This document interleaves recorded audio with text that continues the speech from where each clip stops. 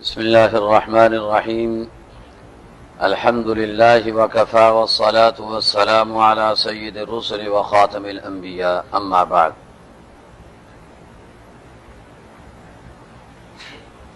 آج 8ویں پارے سے قرآنی مضامین کے خلاصے کی ابتدا ہو رہی ہے۔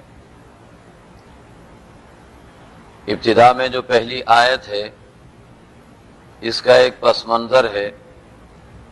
مشرکین مکہ کا کہنا یہ تھا کہ آپ اگر اللہ کے نبی ہیں اور آپ یہ کہتے ہیں کہ مرنے کے بعد زندگی برحق ہے، تو آپ ایسا کریں کہ ہمارے بڑے داداؤں میں قصی بن کلاب ایک بڑی شخصیت گزرے ہیں، پورے عرب میں ان کا احترام کیا جاتا ہے، آپ ان کی قبر پر جا کر کے اپنے اللہ سے کہیں کہ وہ ان کو زندہ کر دیں۔ ایک تو آپ کے مرنے کے بعد زندہ ہونے والی بات کو ہم مان لیں گے، اور پھر ہم ان سے پوچھیں گے، وہ اگر آپ کی حمایت کریں گے تو ان کے کہنے پر آپ کو نبی بھی تسلیم کر لیں گے۔ بڑا آسان طریقہ انہوں نے بتایا حضور علیہ السلام کو، اور اللہ کے لیے کوئی مشکل نہیں تھا یہ کام کر دینا۔ لیکن اللہ رب العزت کیا کہتے ہیں؟ وَلَوْ أَنَّنَا نَزَّلْنَا إِلَيْهِمُ الْمَلَائِكَةَ وَكَلَّمَهُمُ الْمَوْتَى وَحَشَرْنَا عَلَيْهِمْ كُلَّ شَيْءٍ قُبُلًا مَا كَانُوا لِيُؤْمِنُوا إِلَّا أَن يَشَاءَ اللَّهُ وَلَكِنَّ أَكْثَرَهُمْ يَجْهَلُونَ۔ اگر ہم فرشتوں کو ان پر اتار دیں اور مردے اٹھ کر کے ان سے گفتگو کرنی شروع کر دیں، اور سابقہ جتنی کائنات کے اندر مخلوقات مر چکی ہے سب کو ہم زندہ کر ڈالیں، ما كانوا ليؤمنوا الا ان يشاء اللہ، یہ ایسے ہٹ دھرم ہیں کہ پھر بھی ایمان لانے کے لیے تیار نہیں ہوں گے۔ ہاں، اللہ جسے توفیق دے دیں وہی ایمان لا سکتا ہے، ولكن اکثرهم يجهلون۔ وكذلك جعلنا لكل نبي عدوا شياطين الانس والجن۔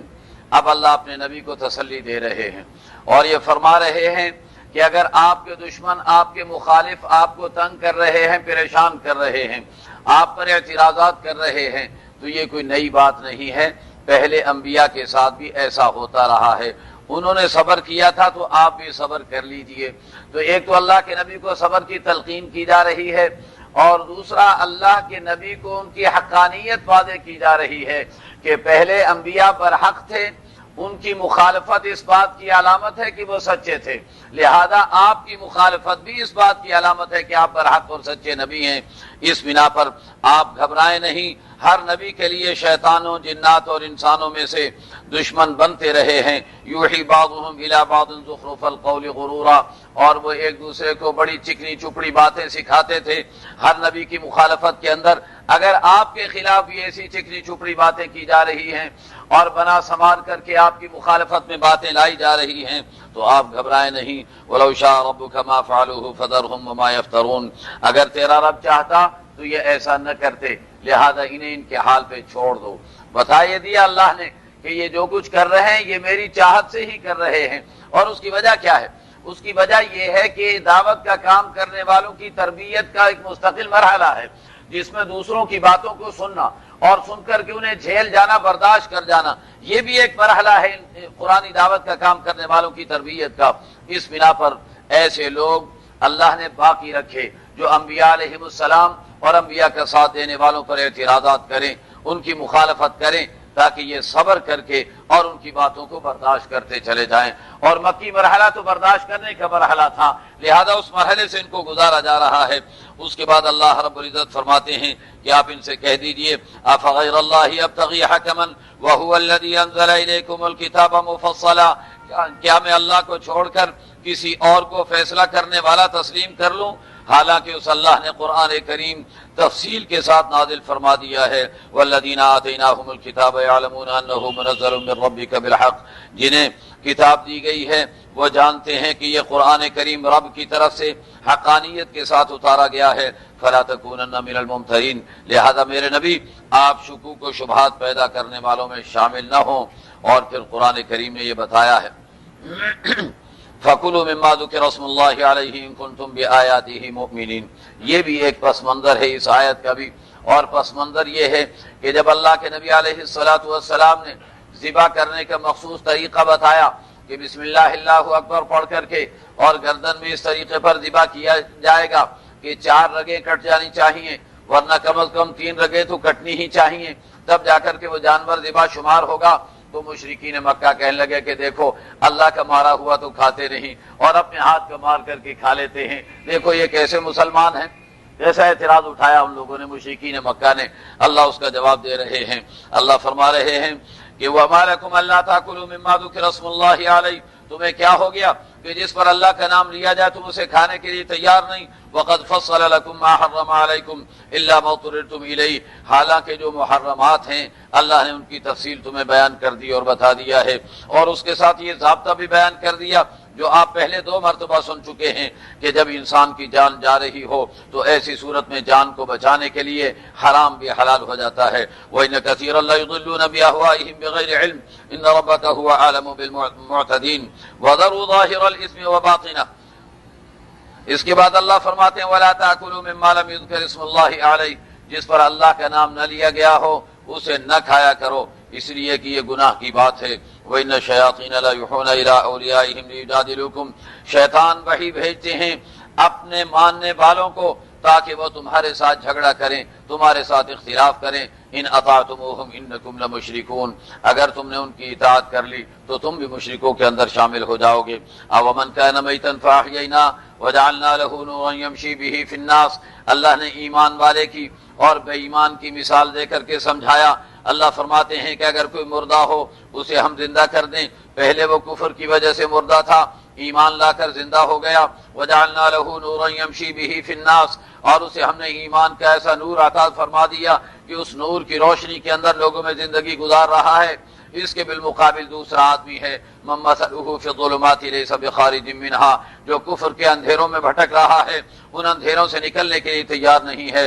کذالک زین للکافرین ما کانوا یعملون، اسی طریقے پر ہم کافروں کے لیے اسی طریقے پر اعمال کو مزین کر دیا جاتا ہے۔ وَكَذَلِكَ جَعَلْنَا فِي كُلِّ قَرْيَةٍ أَكَابِرَ مُجْرِمِيهَا لِيَمْكُرُوا فِيهَا، اور اسی طریقے پر ہر بستی کے اندر وہاں کے بڑے بڑے رئیس اور وہاں کے بڑے بڑے مالدار اور سرمایہ دار اکابر مجرمیہا، جرم کرنے والے ہوتے ہیں، اور وہ اللہ کی باتیں اور اللہ کی ہدایت کے بارے میں ان بستیوں کے اندر جرم کرتے رہتے ہیں۔ وما یمکرون الا بانفسہم وما یشعرون۔ اس کے بعد اللہ رب العزت فرماتے ہیں ان لوگوں کا ایک کہنا یہ بھی تھا کہ اگر وحی اللہ نے اتارنی ہی تھی تو کیا اللہ کسی اور پر نہیں اتار سکتے تھے؟ ہم پر اللہ نے کیوں نہیں وحی اتار دی؟ ان لوگوں کا کہنا یہ تھا لولا نزل هذا القرآن على رجل من القريتين عظيم، ان کا کہنا یہ تھا کہ عرب کے بڑے مشہور شہر ایک مکہ مکرمہ ہے اور دوسرا طائف ہے۔ مکے اور طائف کے اندر بڑے بڑے لوگ موجود تھے، بڑے بڑے حیثیت والے اور بڑی بڑی صلاحیتوں والے لوگ موجود تھے، انہیں چھوڑ کر اللہ نے اس غریب اور مسکین آدمی کو ہی منتخب کرنا تھا، اللہ نے ہم پر کیوں نہیں وحی اتار دی؟ قرآن اس کے جواب میں کہتا ہے اللہ اعلم حیث یجعل رسالتہ، اللہ جانتے ہیں کس کو رسول بنانا ہے کس کو نہیں بنانا ہے۔ سیصیب الذین اجرموا صغار عند اللہ وعذاب شدید بما كانوا یمکرون، مجرموں کو اللہ کی طرف سے ذلت پہنچ کر کے رہے گی اور بہت بڑا عذاب بھی ان کو پہنچے گا۔ فمن یرد اللہ ان یہدیہ یشرح صدرہ للاسلام، اللہ پھر ایک مثال دے رہے ہیں۔ وبالمثال یتضح المقال، عربی کا انداز ہے کہ مثال سے بات زیادہ واضح ہو جاتی ہے۔ قرآن کریم بھی جن باتوں کو مثالیں دے کر بھی سمجھاتا ہے۔ قرآن کہتا ہے کہ دیکھیے اگر کسی شخص کو ہم ہدایت دے دیتے ہیں تو اس کی صورتحال یہ ہوتی ہے یشرح صدرہ للاسلام، اسلامی تعلیمات پر عمل کرنے کے لیے اس کا سینہ کھل جاتا ہے اور وہ خوشی کے ساتھ انبساط کے ساتھ اسلامی احکام پر عمل کرتا ہے۔ لیکن اس کے بالمقابل وَمَن يُرِدْ أَن يُضِلَّهُ يَجْعَلْ صَدْرَهُ ضَيِّقًا حَرَجًا، اور جسے اللہ گمراہ کرنے کا فیصلہ فرما دیں تو اس کے سینے کو تنگ کر دیتے ہیں كَأَنَّمَا يَصَّعَّدُ فِي السَّمَاءِ، اور اس کی کیفیت ایسی ہوتی ہے کہ جیسے آسمان میں اوپر کو چڑھتا چلا جا رہا ہو۔ اور جدید طب نے یہ ثابت کر دیا کہ جب اوپر چڑھا جاتا ہے تو آکسیجن کی کمی ہوتی چلی جاتی ہے اور سانس لینے میں دشواری ہوتی چلی جاتی ہے۔ اللہ فرما رہے ہیں کہ جب کوئی شخص بلندی پر چڑھ رہا ہو تو اس کا دم گھٹنے لگتا ہے، کیوں؟ اس لیے کہ آکسیجن کی کمی آ رہی ہے۔ اور جب کوئی شریعت پر عمل کرنے لگے اور اس کا بھی دم گھٹنے لگے اور اس کا دل نہ مانے عمل کرنے کے لیے، تو یقین کر لے کہ اس کے ایمان کے اندر کمی آ چکی ہے۔ اسی بنا پر شریعت پر عمل کرنے میں اسے دشواری پیدا ہو رہی ہے۔ آگے قرآن کہتا ہے وَهَذَا صِرَاطُ رَبِّكَ مُسْتَقِيمًا قَدْ فَصَّلْنَا الْآيَاتِ لِقَوْمٍ يَذَّكَّرُونَ، یہ ہے تیرے رب کا سیدھا راستہ، ہم نے آیات واضح کر دی ایسی قوم کے لیے جو کہ نصیحت حاصل کرنے والی ہو۔ لَهُمْ دَارُ السَّلَامِ عِنْدَ رَبِّهِمْ وَهُوَ وَلِيُّهُمْ بِمَا كَانُوا يَعْمَلُونَ، ان کے لیے جنت ہے ان کے رب کے پاس، سلامتی والا گھر ہے اپنے رب کے پاس۔ وَهُوَ وَلِيُّهُمْ، اور اللہ ہی ان سے محبت رکھنے والے ہیں ان کے اعمال کی وجہ سے۔ اس کے بعد اللہ رب العزت نے جنات کا بھی تذکرہ کیا، انسانوں کا بھی تذکرہ کیا، اور فرمایا کہ کل قیامت کا دن ہوگا، جنات اور انسانوں کو ہم جمع کریں گے اور کہیں گے الم یاتکم رسل منکم یقصون علیکم آیاتی وینذرونکم لقاء یومکم ھذا، کیا ہمارے رسول تمہارے پاس نہیں آئے تھے جو ہماری آیتیں تمہیں پڑھ کر کے سناتے اور قیامت کے دن سے تمہیں ڈراتے؟ تو وہ کہیں گے شہدنا علی انفسنا، ہم گواہی دیتے ہیں، اقرار کرتے ہیں کہ رسول تو آئے تھے لیکن ہمیں دنیا کی زندگی نے دھوکے میں ڈال دیا تھا، اس کی وجہ سے ہم لوگ اس کو تسلیم نہ کر سکے اور مان نہ سکے۔ اس سے مفسرین کرام یہ فرماتے ہیں کہ جب اللہ نے جنات کو بھی قیامت کے دن یہ سوال کرنا ہے اور انسانوں کو بھی سوال کرنا ہے، تو معلوم یہ ہوا کہ جس طریقے پر انسان قرآن کریم کے مکلف ہے اور قرآنی احکام انسانوں کے لیے ہیں، اسی طریقے پر جنات کے لیے بھی قرآنی احکام ہیں۔ اگر وہ قرآنی احکام کے مکلف نہ ہوتے تو اللہ قیامت کے دن ان سے یہ سوال نہ کرتے کہ تم نے نبیوں کی بات کیوں نہیں مانی تھی، اور نبیوں نے جو قرآن تمہیں پڑھ کر کے سنایا اسے تم نے تسلیم کیوں نہیں کیا تھا۔ بہر صورت معلوم ہوتا ہے کہ جنات بھی انسانوں کی طرح سے اسلامی تعلیمات کے مکلف ہیں۔ اللہ فرماتے وَرَبُّكَ الْغَنِيُّ ذُو الرَّحْمَةِ، تیرا رب بڑا مستغنی ہے اور بڑا ہی رحمتوں والا ہے۔ مستغنی ہونے کا مطلب یہ ہے کہ کائنات میں کوئی شخص بھی تیرے رب کے لیے پریشانی کا باعث نہیں بن سکتا۔ اللہ کو کسی انسان کے چھوڑ کر کے چلے جانے اور حمایت نہ کرنے سے کوئی پریشانی لاحق نہیں ہوتی، وہ اللہ مستغنی ہیں اور بڑے رحمتوں والے بھی ہیں۔ ان یشاء یذھبکم ویستخلف من بعدکم ما یشاء کما انشأکم من ذریۃ قوم آخرین۔ اللہ کا دھمکی دینے کا یہ بھی ایک انداز ہے۔ اللہ فرماتے ہیں ان یشاء یذھبکم، اللہ اگر چاہیں تو تمہیں ہلاک کر ڈالیں، تمہیں ختم کر ڈالیں، ویستخلف من بعدکم ما یشاء، اور تمہارے بعد کسی اور قوم کو لا کر کے خلیفہ بنا دیں، کما انشأکم من ذریۃ قوم آخرین، جیسے اللہ نے تمہیں کسی دوسری قوم کی نسل سے پیدا کیا ہے۔ علماء ارض یہ بتاتے ہیں کہ انسانوں سے پہلے جنات تھے، اور جنات سے پہلے بھی ایک مخلوق پائی جاتی تھی جسے ہن کہا جاتا تھا، اور ہنات سے پہلے بھی ایک مخلوق پائی جاتی تھی جسے بن کہا جاتا تھا۔ یہ اگرچہ قرآن و حدیث کے اندر اس کا تذکرہ نہیں، لیکن سابقہ کتابوں والے اس کا تذکرہ کرتے ہیں۔ بہر صورت اللہ یہ بتا رہے ہیں کہ پہلی قوم کو ہٹا کر ہم دوسری کو لائے، دوسری کو ہٹا کر تیسری کو لائے، تیسری کو ہٹا کر انسانوں ہم تمہیں لے کر کے آئے ہیں۔ اب اگر تم بھی نہیں مانو گے تو تمہیں ہٹا کر ہمارے لیے دوسری قوم کو لانا کوئی مشکل نہیں ہے۔ تیرا رب بڑا غنی ہے لیکن بڑا رحمتوں والا بھی ہے۔ انما توعدون لآت وما انتم بمعجزین، جن چیزوں کا تم سے وعدہ کیا جا رہا ہے وہ آ کر کے رہے گا اور تم اللہ کو عاجز کرنے والے نہیں ہو۔ اس کے بعد اللہ رب العزت نے مشرکین مکہ کے بعد عقائد کی تردید فرمائی۔ وجعلوا للہ مما ذرا من الحرث والانعام نصیبا فقالوا هذا للہ بزعمهم وهذا لشركائنا، یہ لوگ کیا کرتے تھے، کھیتیوں میں سے بھی کچھ حصہ اللہ کا اور کچھ حصہ بتوں کا رکھا کرتے تھے، اور جانوروں میں سے بھی کچھ حصہ اللہ کا اور کچھ حصہ بتوں کے لیے رکھا کرتے تھے۔ بتوں کو تو پورا دیتے، اور جب اللہ کو دینے کا وقت آتا اور اس میں کوئی کمی رہ جاتی تو کہتے اللہ کو کیا ضرورت ہے، لاؤ یہ بھی بتوں کو ہی دے دو۔ تو قرآن کہتا ہے فما كان لشركائهم فلا يصل الى الله، جو تمہارے شرکاء کے لیے ہوتا ہے وہ تو اللہ کو نہیں دیتے ہو، وما كان لله فهو يصل الى شركائهم، اللہ کا جو کے عقائد پر چوٹ مارتے ہوئے قرآن کریم آگے بڑھ رہا ہے۔ اور قرآن کریم اس کے بعد توحید پر دلیل پیش کرتے ہوئے کہتا ہے وَهُوَ الَّذِي أَنشَأَ جَنَّاتٍ مَّعْرُوشَاتٍ، وہی اللہ ہے جس نے ایسے باغات بنائے جن کے لیے چھپر بنائے جاتے ہیں، وغیر معروشات، اور ایسے باغ بھی بنائے جن کے لیے چھپر کی ضرورت نہیں ہوتی، جیسے کھجور یا ناریل وغیرہ، اور چھپر والے جیسے ترئی یا انگور وغیرہ کہ ان کے لیے چھپر بنانے پڑتے ہیں۔ وَالنَّخْلَ وَالزَّرْعَ مُخْتَلِفًا أُكُلُهُ، اور پھر اللہ نے کھجوریں بنائی اور کھیتیاں بنائی جن کے ذائقے علیحدہ علیحدہ بنائے، وَالزَّيْتُونَ وَالرُّمَّانَ مُتَشَابِهًا وَغَيْرَ مُتَشَابِهٍ، اور اللہ نے زیتون پیدا کیا، انار پیدا کیے، ملتے جلتے بھی ہیں اور آپس میں ملتے جلتے بھی نہیں ہے۔ کُلُوا مِن ثَمَرِهِ إِذَا أَثْمَرَ، جب ان کا پھل کا موسم آ جائے تو تم پھل کھایا کرو، وَآتُوا حَقَّهُ يَوْمَ حَصَادِهِ وَلَا تُسْرِفُوا، اور پھر اس کا حق بھی ادا کیا کرو۔ حق ادا کرنے کا مطلب یہ ہے کہ جب کھیتی کٹنے کا وقت آ جائے تو اسے اس میں سے کچھ حصہ اللہ کے نام پر دے دو، یہ اس کا حق ادا کرنا ہے کہ اللہ نے تمہیں نعمت عطا فرمائی ہے، غریب و مسکینوں کو بھی یاد رکھو۔ اس بنا پر مفسرین کرام فرماتے ہیں کہ جب آپ شام کو اپنے غلے میں سے پیسہ نکالیں تو جو اللہ نے مال دیا ہے تھوڑا سا غریبوں کے لیے بھی اس میں سے نکال دیجیے، یہ زکوٰۃ کے علاوہ حکم دیا جا رہا ہے۔ جب مہینے میں آپ کو تنخواہ ملے تو تھوڑا سا غریبوں کا حصہ اس میں سے نکال دیجئے۔ قرآن کہتا ہے وَآتُوا حَقَّهُ يَوْمَ حَصَادِهِ، کھیت کٹنے کے وقت اس کا حق ادا کیا کرو، وَلَا تُسْرِفُوا، اور اسراف نہ کیا کرو۔ پھر اللہ نے بتایا کہ ایسے جانور ہم نے پیدا کیے ہیں جو چھوٹے قد کے بھی ہیں اور ایسے جانور پیدا کیے ہیں جو اونچے قد کے بھی ہیں۔ کُلُوا مِمَّا رَزَقَكُمُ اللَّهُ وَلَا تَتَّبِعُوا خُطُوَاتِ الشَّيْطَانِ، اللہ تمہیں جو رزق دیا ہے اسے کھایا پیا کرو اور شیطان کے طریقے پر نہ چلا کرو۔ ثمانیۃ ازواج، 8 جانور ہیں جنہیں عام طور پر جو حلال جانوروں کے اندر قرآن کریم نے جن کا ذکر فرمایا ہے۔ ثمانیۃ ازواج، 8 جوڑے ہیں، یہاں جوڑے سے مراد نر اور مادہ ہے، نر علیحدہ شمار ہوگا، مادہ علیحدہ شمار ہوگی، تب جا کر کے 8 بنیں گے۔ من الضأن 2 ومن المعز 2، بھیڑ میں سے بھی 2 اور بکری میں سے بھی 2۔ قل اذکرین حرم ام الانثیین اما اشتملت علیہ ارحام الانثیین، آپ ہی بتائیے کیا نروں کو اللہ نے حرام کیا یا ماداؤں کو اللہ نے حرام کیا؟ وَمِنَ الْإِبِلِ 2 وَمِنَ الْبَقَرِ 2 قُلْ أَذَكَرَيْنِ حَرَّمَ أَمِ الْأُنثَيَيْنِ أَمَّا اشْتَمَلَتْ عَلَيْهِ أَرْحَامُ الْأُنثَيَيْنِ، اونٹ میں سے بھی اونٹنی اور اونٹ، اور گائے میں سے بھی گائے اور بیل۔ اب بتاؤ تو صحیح، کیا اللہ نے نروں کو حرام کیا ہے یا ماداؤں کو حرام کیا ہے؟ یاد رکھو اللہ نے ان سب کو حلال اور جائز قرار دیا ہے۔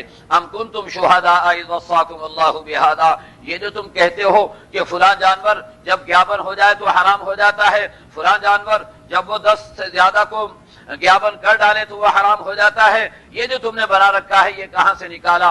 ام کنتم شہداء اذ وصاکم اللہ بہذا، کیا تم اس وقت وہاں بیٹھے ہوئے تھے جب اللہ تمہیں یہ سبق پڑھا رہے تھے؟ فمن اظلم ممن افترى علی اللہ کذبا، اس سے بڑا ظالم کون ہوگا جو اللہ کے بارے میں جھوٹ بولے، لیضل الناس بغیر علم، تاکہ لوگوں کو بغیر دلیل کے گمراہ کرنے لگ جائے۔ ان اللہ لا يهدي القوم الظالمین، اللہ ظالموں کو کبھی ہدایت نہیں دیا کرتے۔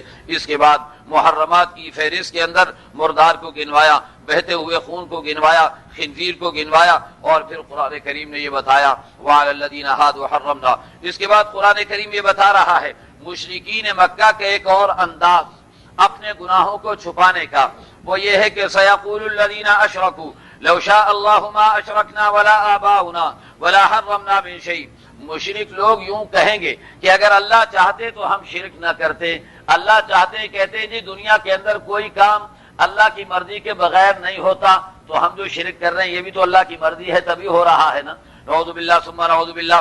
یہ دلیل ان لوگوں نے پیش کی، کسی نے یہ دلیل پیش کی کہ اللہ کے حکم کے بغیر وہ چڑھ گیا درخت کے اوپر آم کھانے کے لیے، ذمہ دار نے آ کر کے پکڑ لیا، جب مارنے لگے تو کہنے لگا کہ بھائی تم بتاؤ تو صحیح، اتنا 2.5 من کا جسم بغیر اللہ کے حکم کے اوپر کیسے چڑھ سکتا ہے؟ اس نے 2.5 کلو کا جوتا لے کر اس کی دھنائی شروع کر دی۔ اب جب یہ چلایا تو اس نے کہا کہ بھائی جب 2.5 من کا جسم اللہ کی مرضی کے بغیر آم کے درخت پر نہیں چڑھ سکتا تو 2.5 کلو کا جوتا بھی اللہ کے حکم کے بغیر نہیں ہل سکتا، لہذا یہ اللہ کے حکم سے ہی تم پر لگ رہا ہے۔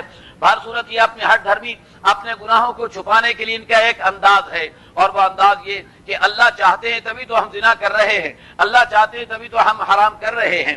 ایک صاحب کہنے لگے کہ اللہ نے چاہا تبھی تو میں نے زنا کیا۔ میں نے کہا کہ محترم ایسی بات کیوں کرتے ہو؟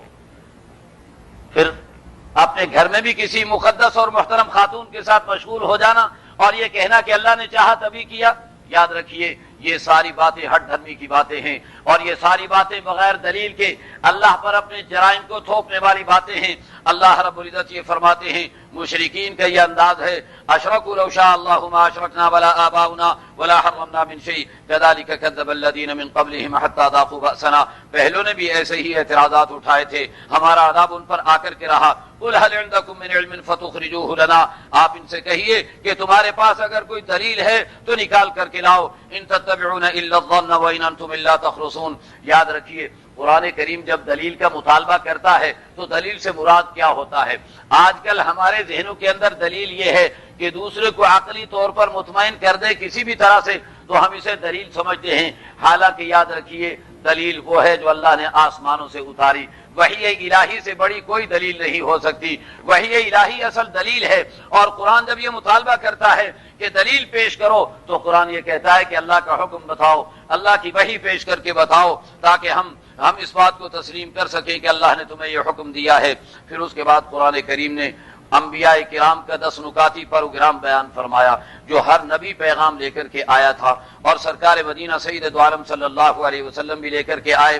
اس میں حقوق اللہ بھی شامل ہیں، حقوق العباد بھی شامل ہیں۔ اس 10 نکاتی پروگرام کے اندر پہلی بات کیا ہے؟ اتل ما حرم علیکم ربکم اللہ تشرکوا بہ شیئا، اللہ کے ساتھ کسی کو شریک نہ ٹھہرایا جائے، والدین کے ساتھ حسن سلوک کیا جائے، اپنی اولاد کو روزی کے ڈر سے قتل نہ کیا جائے، اور زناکاری کے قریب نہ آیا جائے، اور کسی کو ناحق قتل نہ کیا جائے۔ ذالکم وصاکم بہ لعلکم تعقلون، یہ اللہ تمہیں وصیت کر رہے ہیں تاکہ تم عقل کو استعمال کرنے لگو۔ ولا تقربوا مال الیتیم، اور یتیم کے مال پر زیادتی نہ کی جائے۔ وأوفوا الکیل والمیزان بالقسط، ناپ اور تول میں کمی نہ کی جائے۔ لا نکلف نفسا الا وسعها وإذا قلتم فاعدلوا ولو كان ذا قربى، عدل و انصاف کی بات کی جائے۔ وَبِعَهْدِ اللَّهِ أَوْفُوا، اللہ کے عہد کو پورا کیا جائے۔ یہ 10 باتیں مکمل ہوئیں، 9 باتیں ہوئیں۔ ذَلِكُمْ وَصَّاكُمْ بِهِ لَعَلَّكُمْ تَذَكَّرُونَ وَأَنَّ هَذَا صِرَاطِي مُسْتَقِيمًا فَاتَّبِعُوهُ وَلَا تَتَّبِعُوا السُّبُلَ فَتَفَرَّقَ بِكُمْ عَنْ سَبِيلِهِ،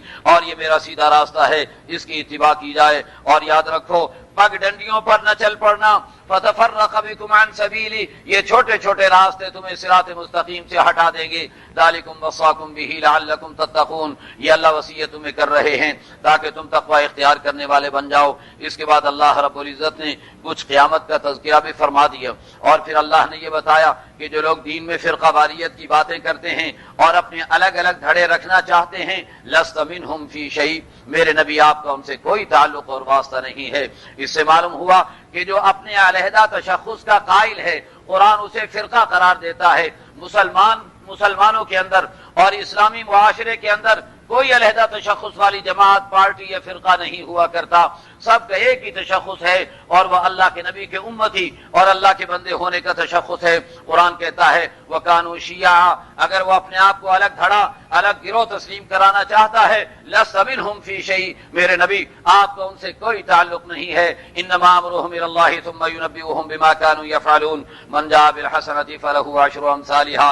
امت مسلمہ کی فضیلت بتائی جا رہی ہے کہ جو ایک نیکی کرے گا اسے 10 نیکیوں کے برابر اجر ملے گا، اور ایک گناہ کرے گا تو ایک ہی گناہ ملے گا، اور کسی قسم کا ظلم نہیں کیا جائے گا۔ پھر فرمایا اننی ہدانی ربی الی صراط مستقیم، میرے نبی آپ بتا دیجئے کہ مجھے میرے رب نے صراط مستقیم کی ہدایت دے دی ہے۔ اور صراط مستقیم کیا ہے؟ قل ان صلاتی ونسکی ومحیای ومماتی للہ رب العالمین لا شریک لہ۔ صلاۃ نماز کو کہا جاتا ہے، نسک قربانی کو کہا جاتا ہے، لیکن اگر اسے زیادہ وسیع تناظر کے اندر دیکھا جائے تو صلاۃ سے انسان کے تمام جسمانی اعمال مراد ہیں، اور نسک سے انسان کے تمام مالی اعمال مراد ہیں۔ معلوم یہ ہوا کہ ہمارا جسم بھی اللہ کا، ہمارا مال بھی اللہ کا، جسم پر بھی ایک اللہ کا حکم چلے گا، مال میں بھی ایک اللہ کا حکم چلے گا۔ قل ان صلاتی و نسکی، میرے نبی آپ فرما دیجئے کہ میرے جسم پر بھی اللہ کا حکم، میرے مال پر بھی اللہ کا حکم، میری قربانی بھی اللہ کے لیے، میری جان بھی اللہ کے لیے، ومحیای ومماتی، میرا جینا بھی اللہ کے لیے، میرا مرنا بھی اللہ کے لیے، للہ رب العالمین لا شریک لہ، اس ایک اللہ رب العالمین کے لیے جس کا کوئی شریک و سہیم نہیں۔ وبذلک امرت وانا اول المسلمین، مجھے اسی کا حکم دیا گیا ہے اور میں سب سے پہلا اللہ کا فرمانبردار بن رہا ہوں۔ قل اغیر اللہ ابغی ربا وهو رب كل شیء، آپ کہہ دیجئے کہ میں اللہ کو چھوڑ کر دوسرا رب کیوں تلاش کروں جبکہ اللہ ہر چیز کا رب ہے۔ ولا تکسب كل نفس الا علیہا ولا تزر وازرة وزر اخرى، ہر انسان اپنے گناہ کو خود برداشت کرے گا، دوسرے کے جرائم کو کوئی دوسرا نہیں بھگتے گا۔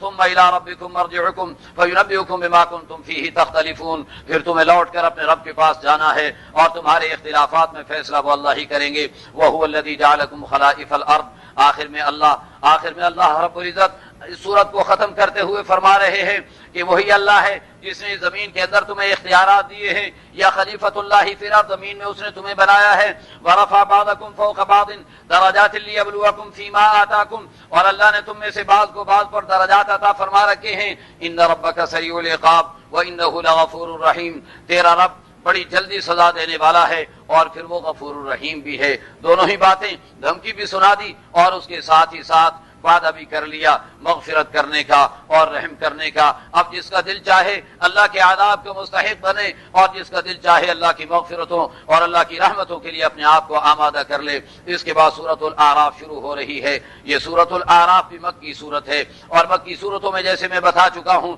कि इन सूरतों के अंदर अकीदे के मौजू पर गुफ्तगू होती है। पहली सूरत सूरतुल अनआम आपने सुनी, उसमें ज्यादा तौहीद का मसला था। अब ये सूरतुल आराफ शुरू हो रही है, इसमें ज्यादा रिसालत का मसला आएगा। अल्लाह के नबी की रिसालत को साबित किया जाएगा और नबी की रिसालत को साबित करने के लिए कभी कुरान की हक्कानियत की बात होगी और कभी दूसरे अंबिया अलैहिमुस्सलाम का तज़किरा होगा और उनकी कौमों के खिलाफ अल्लाह के आदाब का तज़किरा होगा और सरकार काली कमली वाले को तसल्लियां दी जाएंगी और यह बताया जाएगा कि जैसे उन अंबिया की मुखालफत करने वालों को तबाह और हलाक किया गया, ऐसे है नबी आपके मुखालिफिन को भी हलाक और तबाह बर्बाद कर दिया जाएगा। आप घबराएं ना और परेशान ना हो। कुरान कहता है अलिफ लाम मीम साद किताबुन उन्ज़िला इलैका फला यकुन फी सदरिका हरजुम मिन्हु लितुन्ज़िरा बिही व ज़िक्रा लिल मुमिनीन। ये कुरान हमने उतारा है ताकि आपके दिल में किसी किस्म की तंगी न पैदा हो और आप डराएं इसके जरिए से और नसीहत बनाएं ईमान वालों के लिए। इत्तबिउ मा उन्ज़िला इलैकुम मिन रब्बिकुम वला तत्तबिउ मिन दूनिही औलिया, तुम्हारे रब ने जो नाजिल किया उसकी इत्तिबा करो और अल्लाह के अलावा जो दूसरे हैं, जो दूसरे शयातीन हैं, उनकी इत्तिबा न करो। क़लीलन मा तज़क्करून व कम मिन क़रयतिन अहलकनाहा फजाअहा बासुना बयातन व हुम क़ाइलून। कितनी ही बस्तियां उन्हें जब हमने हलाक किया तो हमारा अज़ाब अचानक आ गया रात को सोते सोते, इस हाल में कि वह आराम कर रहे थे। फमा काना दावाहुम इज़ जाअहुम बासुना इल्ला अन क़ालू इन्ना कुन्ना ज़ालिमीन, तो उस वक्त वो इसके सिवा कुछ भी न कह सके कि हाय हम बड़े जालिम थे, हमने ही जुल्म किया तो अज़ाब आया है। फलनसअलन्नल्लज़ीना उरसिला इलैहिम वलनसअलन्नल मुरसलीन। अल्लाह अल्लाह, बड़ी सख्त आयत कुरान में आ रही है। अल्लाह फरमा रहे हैं फलनसअलन्नल्लज़ीना उरसिला इलैहिम, जिन लोगों के पास नबियों को हमने भेजा उनसे भी हम पूछेंगे। वलनसअलन्नल मुरसलीन, और अंबिया का भी मुहासबा करेंगे और अंबिया से भी सवाल किया जाएगा और पूछा जाएगा।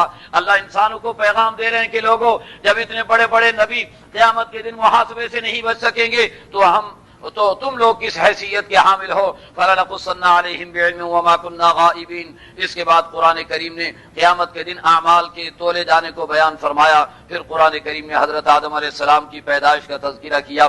दो ही बातें हैं जिन्हें कुरान सबसे ज्यादा नकल करता है, एक किस्सा आदम व इब्लीस है और दूसरा किस्सा मूसा व फिरौन है। इन दो वाक़यात को कुरान करीम ज्यादा से ज्यादा कुरान करीम बार बार नकल करता है और तफसील के साथ नकल करता है और इसके ज़िम्न के अंदर बड़े पैगाम देता है। मैं ये कहता हूँ कि आदम व इब्लीस के किस्से के अंदर एक तो इस्लाम कुरान ये पैगाम देता है कि खैर और शर की लड़ाई रोज अव्वल से चली आ रही है, और दूसरा पैगाम ये देता है कि अल्लाह कादिर मुतलक हैं। अल्लाह चाहे तो खालिस मिट्टी से इंसान को बना दे और अल्लाह चाहे तो मिट्टी से फलों सब्जियों की शक्ल में इसका रॉ मटेरियल निकाल कर फिर माँ बाप के सुल्ब में लाकर के इसे इंसान बना दें। अल्लाह कादिर मुतलक हैं, अल्लाह ऐसा कर सकते हैं। और फिर अल्लाह ये पैगाम देते हैं कि देखो, जो इंसान अपनी खता पर नादिम हो जाए तो ये इंसानियत की अलामत है, और जो अपनी खता पर अकड़ जाए तो ये शैतानियत की अलामत है। और फिर कुरान करीम इस वाक़े के जरिए ये भी पैगाम देता है कि दुनिया के इंसानों, एक आदम व हव्वा की तुम औलाद हो, लिहाजा दुनिया के अंदर लड़ाई झगड़ा तुम्हें ज़ेब नहीं देता, कत्ल गारतगरी तुम्हें ज़ेब नहीं देती। जैसे एक माँ बाप की औलाद एक घर में मोहब्बत और प्यार के साथ रहते हैं, ऐसे पूरी दुनिया के इंसानों को आदम व हव्वा की एक घर की औलाद बनकर बाहमी प्यार और मोहब्बत के साथ रहना चाहिए। कुरान करीम इस वाक़े के जरिए मुख्तलिफ पैगाम बयान कर रहा है। हर सूरत कुरान करीम ने बताया کہ آدم علیہ السلام کو زمین پر اتارا گیا آزمائش کے لیے، امتحان کے لیے، تاکہ دنیا کے اندر آ کر کے وہ اعمال کر کے اور پھر دوبارہ جنت کے مستحق بن سکیں۔ حضرت مولانا محمد یوسف صاحب رحمۃ اللہ علیہ بڑی عجیب بات فرمایا کرتے تھے کہ ایک حکم ٹوٹنے پر آدم علیہ السلام کو جنت سے نکلنا پڑ گیا۔ تم ذرا سوچو کہ تم روزانہ اللہ کے کتنے حکم توڑتے ہو، پھر بھی آپ کو اپنے آپ کو جنت کا ٹھیکیدار بنا کر کے بیٹھے ہوئے ہو۔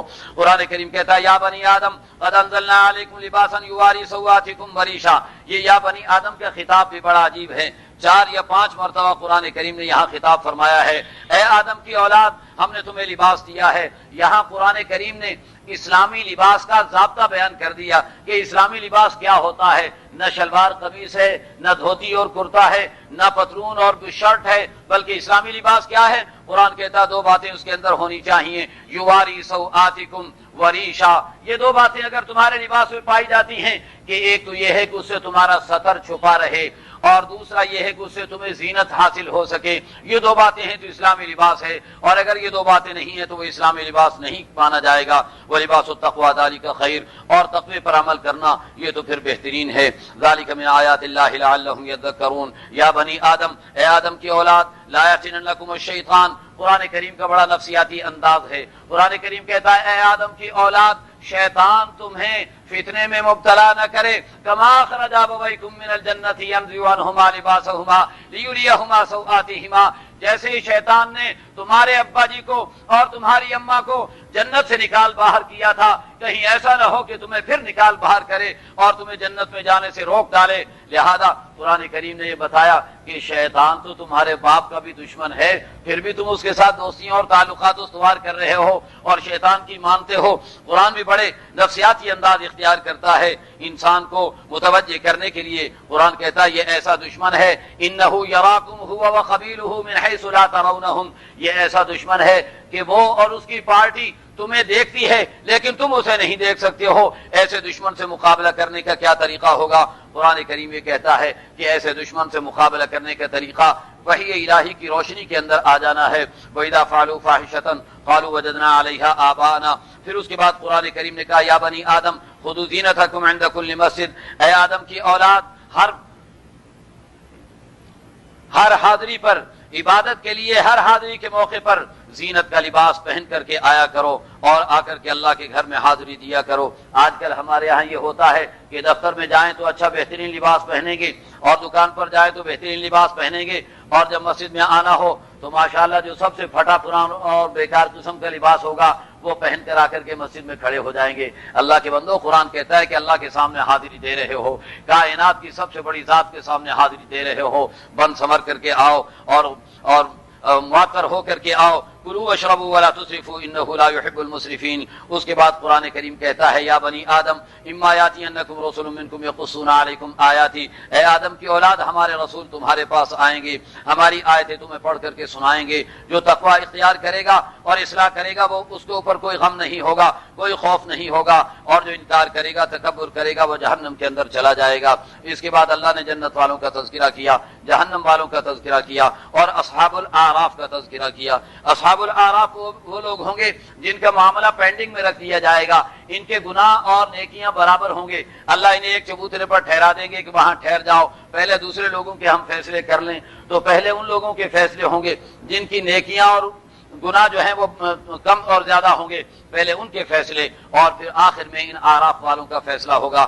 انہیں الگ رکھا جائے گا، اس چبوترے کا نام آراف ہوگا، لہذا جن لوگوں کو وہاں رکھا گیا ہوگا وہ آراف والے کہلائیں گے۔ بہر صورت جنت والے نعمتیں حاصل کر چکے ہوں گے تو جہنم والوں کو پکار کر کے کہیں گے ارے جہنم والو بتاؤ تو صحیح، دنیا کے اندر جو نبی ہمیں بتایا کرتے تھے ہمیں تو ساری نعمتیں مل گئیں، اب تم بتاؤ کہ تمہیں وہ سزائیں ملی یا نہیں ملی ہیں۔ وہ اعتراف کریں گے کہ ہمیں سزائیں مل گئیں، پھر جہنم والے پکاریں گے اور کہیں گے ارے جنت والو تم نعمتیں کھا رہے ہو اور ٹھنڈے پانی پی رہے ہو، میٹھے پانی پی رہے ہو، ہم پیاس میں مر رہے ہیں، ہمیں کھانا بھی نہیں مل رہا ہے جہنم کے اندر، ذرا افیضوا علینا من الماء ومما رزقکم اللہ، کوئی تھوڑا سا پانی ہمیں دے دو، یا اللہ نے تمہیں جو نعمتیں دے رکھی ہیں ہمیں دے دو، وہاں پر مانگیں گے، سوال کریں گے۔ میرے بھائیو یاد رکھو، دنیا کے اندر اگر کسی کے پاس کھانے پینے کا سامان نہ ہو تو وہ دوسرے سے مانگ سکتا ہے، پانی مانگ سکتا ہے، کھانا مانگ سکتا ہے، لائٹ نہ ہو، بجلی نہ ہو تو دوسرے سے لائٹ بھی مانگ سکتا ہے اور کنڈا بھی لگا سکتا ہے،